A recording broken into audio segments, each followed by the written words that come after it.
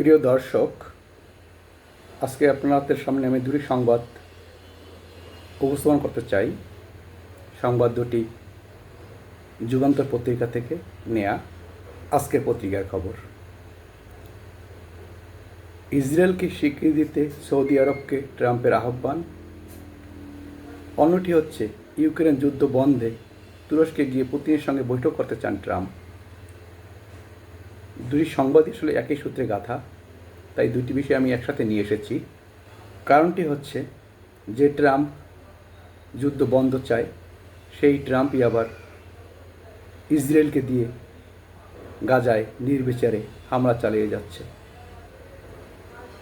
তাদেরকে অর্থ অস্ত্র দিচ্ছে এবং নির্বিচারে মানুষকে হত্যা করার অনুমতি দিচ্ছে, কারণ এখানে তাদের স্বার্থ রয়েছে। অন্যদিকে তুরস্কে যুদ্ধ বন্ধ করে চায়, সেখানেও তাদের স্বার্থ রয়েছে। গাজায় ইসরায়েলি হামলায় এখন পর্যন্ত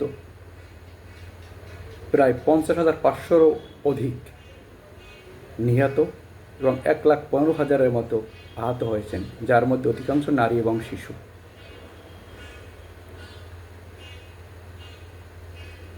এর বাইরেও নিহত এবং আহতের সংখ্যা অনেক বেশি বলে বিভিন্ন মাধ্যম থেকে জানতে পেরেছি।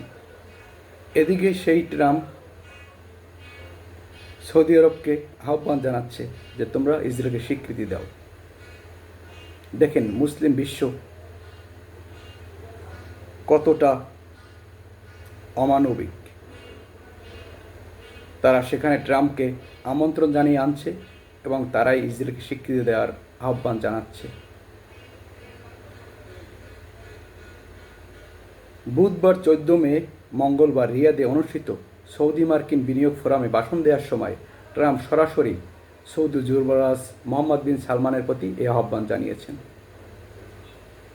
ইতিপূর্বে ট্রাম্পের প্রথম মেয়াদে ট্রাম্পের মধ্যস্থতায় সংযুক্ত আরব আমিরাত, বাহরাইন, সুদান ও মরক্কো ইসরায়েলের সঙ্গে সম্পর্ক স্বাভাবিক করেছে। সত্যিকার অর্থে যদি মুসলিম বিশ্ব চাইতো, বিশেষ করে আরবরা যদি চাইতো, ইসরায়েল কখনোই গাজায় হামলা করতে পারতো না, কারণ তারা তাদের সাথে সম্পর্ক রাখছে এবং তাদেরকে তারা বিভিন্নভাবে সাহায্য করে যাচ্ছে। অন্য খবরটি হচ্ছে, ইউক্রেন যুদ্ধ সমাপ্ত করতে তুরস্কে গিয়ে রাশিয়ার প্রেসিডেন্ট পুতিনের সঙ্গে বৈঠক করতে চান মার্কিন প্রেসিডেন্ট ডোনাল্ড ট্রাম্প। যে যুদ্ধটি শুরু হয়েছিল 2022 সালের 14 ফেব্রুয়ারি থেকে, যেটা এখনও চলমান।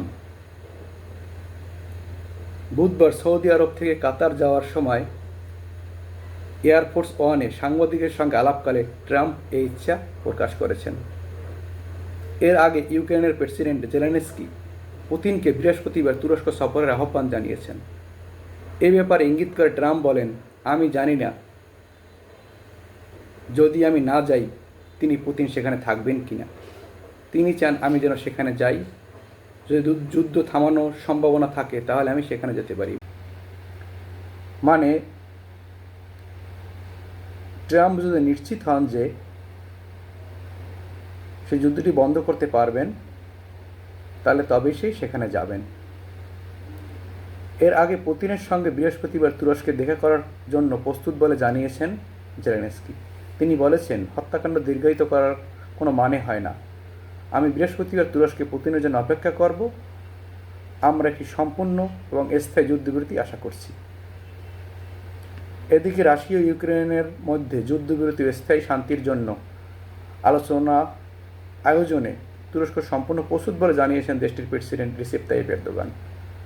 গত রোববার রাশিয়ার প্রেসিডেন্ট পুতিনের সঙ্গে এক গুরুত্বপূর্ণ টেলিফোন আলাপে তিনি একথা জানান।